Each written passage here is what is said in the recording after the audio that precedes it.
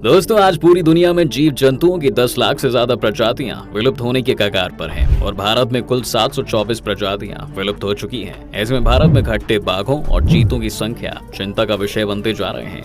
भारत में चीते विलुप्त हो चुके हैं। देश में आखिरी बार चीते को 1948 में देखा गया था। वहीं साल 1952 में चीते को विलुप्त घोषित कर दिया गया था। हाल ही के सालों में चीते को भारत में दोबारा से बसाने की तैयारी शुरू की गई और इस साल अफ्रीका से चीते भी लाए गए। ऐसे में एक उम्मीद जगी थी कि भारत में वापस चीतों को बसाया जा सकेगा, लेकिन हाल ही में चीतों की मौत की खबर आ रही है। जी हाँ, क्या विदेश से आए चीतों की जान जा रही है और कैसे भारत ये प्रजाति वापस ला सकती है, सब जानेंगे आज हम इस वीडियो में। बस अंत तक बने रहिएगा हमारे साथ। दोस्तों, आज भारत की केंद्र सरकार देश में चीतों को वापस बसाने की लगातार कोशिश कर रही है। इस कड़ी में दक्षिण अफ्रीका से 12 और नामीबिया से 8 चीते भारत मंगाए गए हैं, जिसकी जोरों शोरों से स्वागत भी हुआ। और इन चीतों को मध्य प्रदेश में श्योपुर जिले के कूनो नेशनल पार्क में छोड़ा गया। लेकिन ये पहली बार नहीं है जब भारत में चीते लाए गए। पिछले साल भी 5 मादा और 3 नर चीतों को भारत लाया गया था, लेकिन चीतों के पहले बैच के ही 2 चीतों की 7 महीने के अंदर ही मौत हो गई। और अभी हाल ही में दक्षिण अफ्रीका और नामीबिया से 12 चीते और लाए गए, एक चीते की जिसमें से मौत हो गई, यानी इसमें से सिर्फ 17 ही बच्चे हैं। ऐसे में सवाल ये जरूर उठता है कि आखिर इन चीतों की मौत कैसे हो रही है। लेकिन इससे पहले ये जानना जरूरी है कि भारत में चीता की प्रजाति विलुप्त कैसे हुई, कि हमें दूसरे देशों से चीते लाने की जरूरत पड़ने लगी। दोस्तों, भारत के साथ साथ एशिया में 19वीं शताब्दी से पहले तक पाई जाने वाली प्रजाति को एशियाई चीता कहा जाता था। आज एशियाई चीता सिर्फ ईरान में बचे हैं। शिकार के कारण ज्यादातर देशों में एशियाई चीते विलुप्त हो गए। अगर भारत की बात की जाए तो 1947 में सरगुजा के राजा रामानुज प्रताप सिंह देव ने आखिरी 3 चीतों का शिकार किया था। इसके बाद 1952 में एशियाई चीतों को भारत में लुप्त घोषित किया गया था। इसके बाद भारत में वापस से चीतों को बसाने की कोशिश शुरू कर दी गई थी। भारत के कुछ फॉरेस्ट ऑफिसर्स ने करीब 50 साल में ईरान से एशियाई चीते लाने की बहुत कोशिश की, लेकिन ईरान इसके लिए कभी तैयार नहीं हुआ। इसके बाद दक्षिण अफ्रीका और नामीबिया से चीते लाने के लिए बातचीत शुरू की गई और अब अफ्रीकी चीते भारत लाए गए। भारत सरकार ने देश में चीतों को बसाने की कोशिशों के तहत दक्षिण अफ्रीका और नामीबिया से पिछले 2 सालों में कुल 20 चीते मंगवाए और इन्हीं चीतों में से मार्च 2023 में ही एक नामीबिया मादा चीते ने कूनो नेशनल पार्क में 4 शावकों यानी लेपर्ड कब्स को जन्म दिया। बता देंगे, नामीबिया से सितंबर 2022 में चीते भारत लाए गए थे। उस दौरान खुद पीएम मोदी ने उनको जंगल में छोड़ा था। इस मांसाहारी बिग कैट को एक महाद्वीप से निकालकर दूसरे महाद्वीप के जंगलों में लाने का ये पहला मामला था। बता देंगे, इस प्रोजेक्ट के तहत अगले 10 साल में 100 चीते भारत लाए जाएंगे। जी हाँ, लाए गए इन सभी चीतों का खूब ध्यान रखा जाता है कि नए माहौल में इन्हें किसी तरह का संघर्ष न करना पड़े। चीतों को कूनो पहुंचाने के बाद 30 से 50 दिन तक बाड़े के अंदर क्वारंटीन रखा जाता है और बाड़े में उनके स्वास्थ्य और अन्य गतिविधियों पर नजर रखी जाती है। सब कुछ ठीक रहा तो 30 दिन बाद सभी चीतों को जंगल में छोड़ दिया जाता है।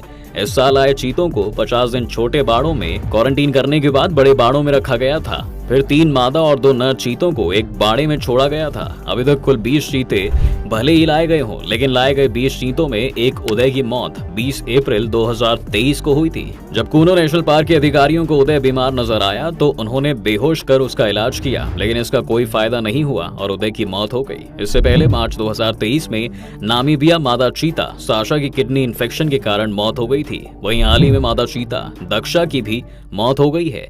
ऑफिसर्स की माने तो नामीबिया चीते भारत आने से पहले ही बीमार थे, लेकिन नामीबिया ने भारत को उनकी बीमारी को लेकर कोई जानकारी नहीं दी। अब स्पेशलिस्ट पता लगाने की कोशिश कर रहे हैं कि साशा की पहले से किडनी का इन्फेक्शन था या फिर यहाँ आने के बाद हुआ। इसी के साथ साथ चीतों की मौत का दूसरा कारण ये भी है कि भारत में दूसरे जंगलों में लाए गए चीतों को शिकार के लिए तेंदुए से संघर्ष करना पड़ रहा है।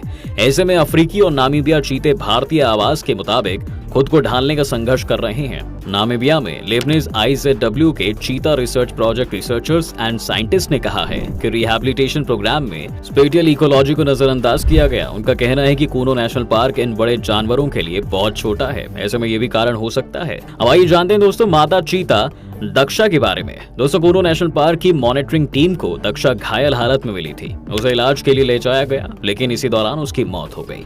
फॉरेस्ट डिपार्टमेंट के मुताबिक दक्षा की मौत चीतों की आपसी लड़ाई के कारण हुई है। दरअसल दक्षा पर 2 नर चीतों ने हमला कर दिया था। पिछले 1.5 महीने में कूनो नेशनल पार्क में 3 चीतों की मौत हो चुकी है। यहाँ अब 17 चीते ही बचे हैं।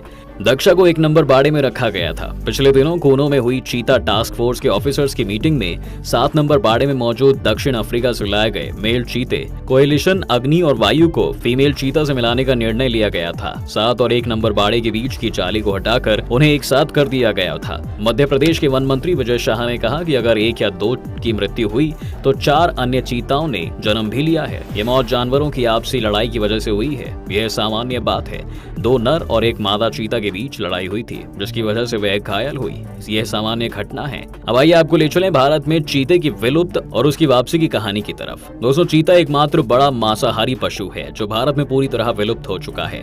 इसकी मुख्य वजह शिकार और रहने का ठिकाना नहीं होने का माना जाता है। एक समय ऊंचे पर्वतीय इलाकों, तटीय क्षेत्रों और पूर्वोत्तर को छोड़कर पूरे देश में चीतों के गुर्राने की गूंज सुनाई दिया करती थी। लेकिन जैसे जैसे देश में राजा महाराजाओं और शासकों के शिकार के शौक बढ़े, बाकी जानवरों के साथ साथ चीते पर भी विलुप्ति का खतरा मंडराने लगा। अकबर के बेटे जहांगीर ने पाला के परगना में चीते के जरिए 400 से अधिक मृग पकड़े थे।